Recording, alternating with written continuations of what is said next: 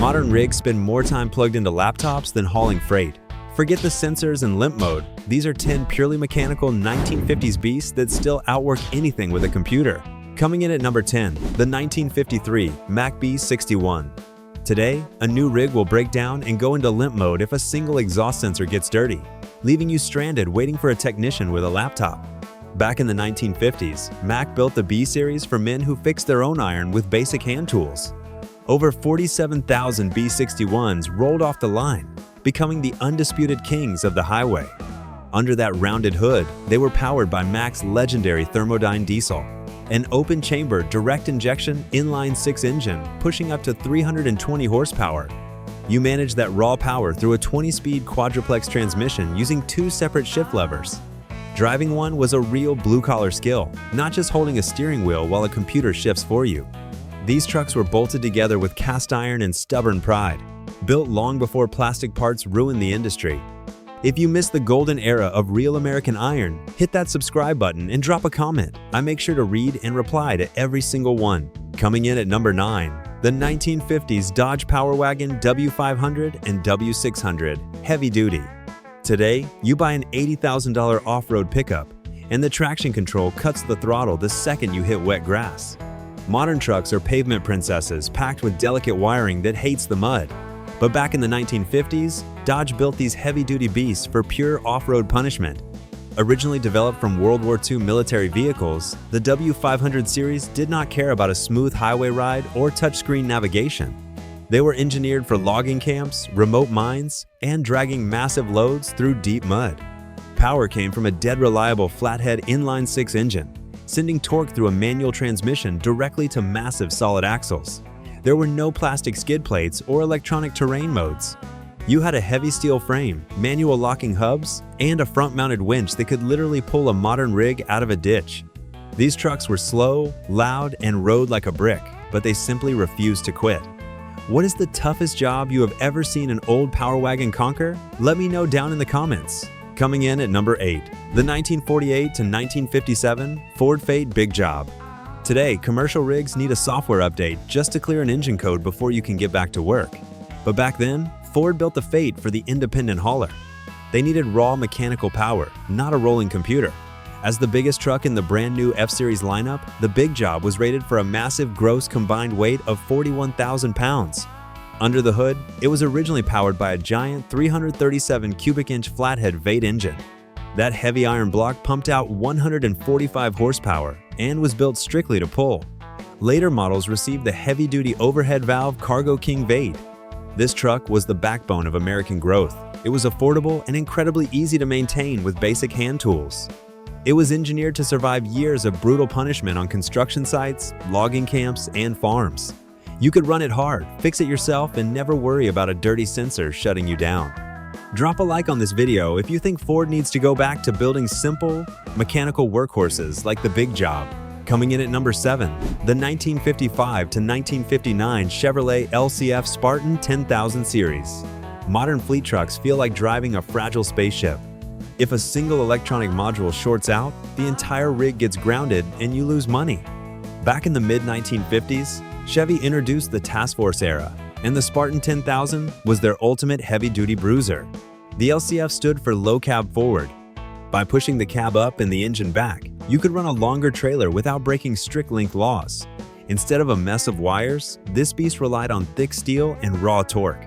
Under the hood, Chevy packed these haulers with their massive 283 or huge 348 cubic inch Vate engines, turning gasoline into pure pulling power.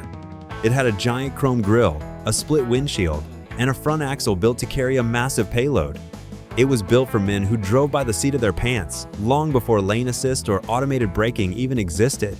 You fixed it in the dirt and kept hauling.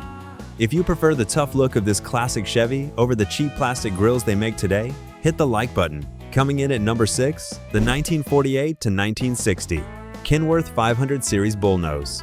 Today, major fleets trade in their trucks every 3 years because modern electronics and emission systems become too expensive to maintain.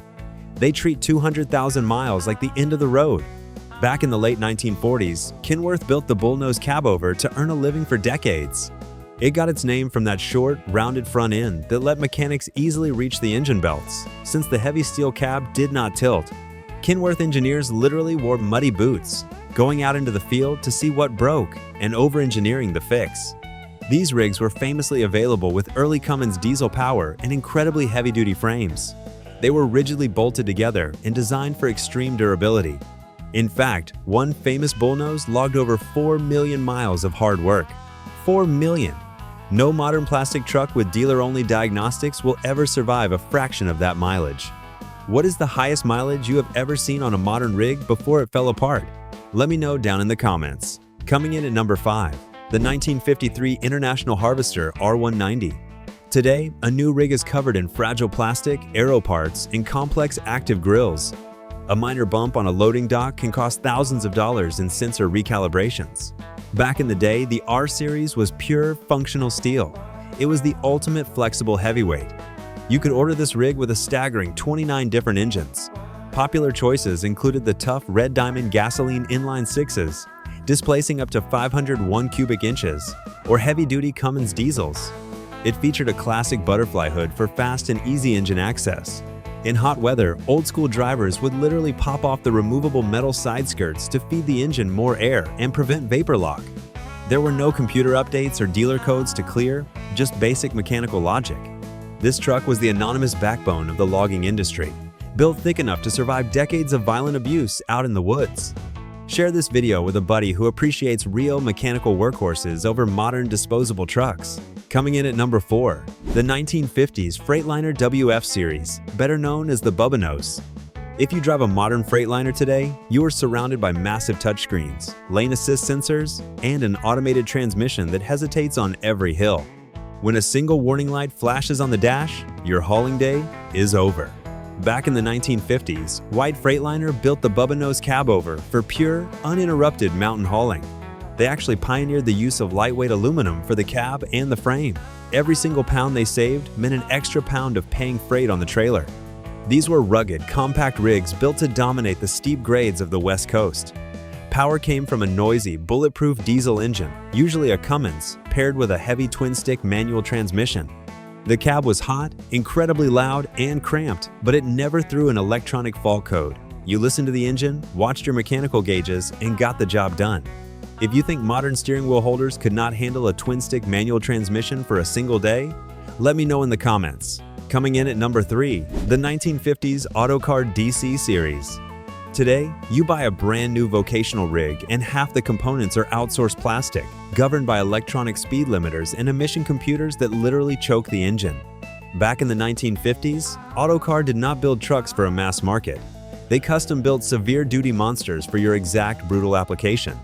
The DC series was engineered specifically for logging camps, open pit mines, and oil fields where roads simply did not exist.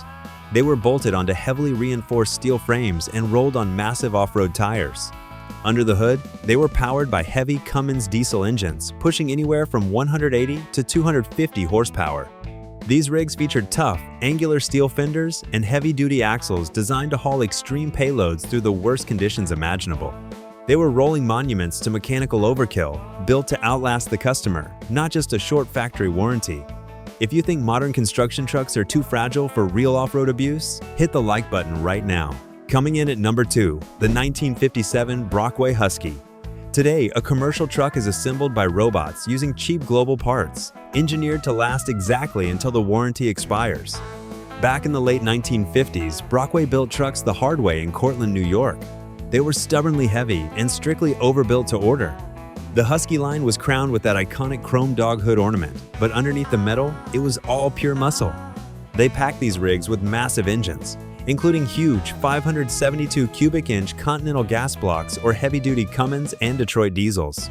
These motors were specifically chosen for a million-mile life, not scheduled obsolescence. They featured heavy air brakes and thick leaf spring suspensions beefed up to handle rear axles rated as high as 40,000 pounds. This was a rig built for brutal jobs that absolutely destroyed lesser machines, like deep woods logging and heavy construction. You did not need a laptop to diagnose a problem, you just needed a wrench and some grease.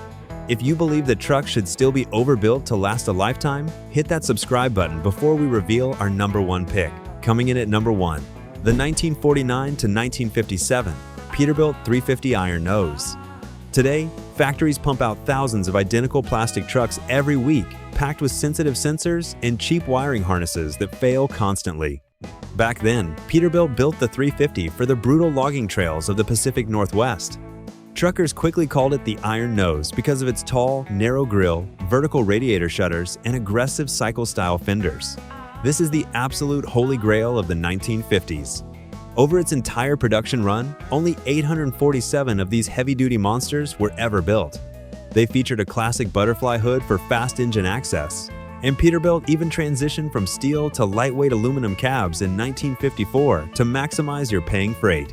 Underneath, they ran pure mechanical diesel engines that pulled massive weight up steep mountain grades without a single computer chip getting in the way. It is a rare, hand-built legend that simply refused to die. Which classic rig on this list is your absolute favorite? Leave a comment below and do not forget to subscribe for more real American iron. These 1950s rigs remind us of a time when heavy trucks were forged from raw iron and stubborn pride, not cheap plastic and fragile computer chips. They were purely mechanical beasts built to work hard, never quit, and outlast the men who drove them. If you respect the golden era of real American iron, hit that like button and subscribe to this channel right now. Drop a comment down below because I always read and reply to every single one. I will see you out on the next haul.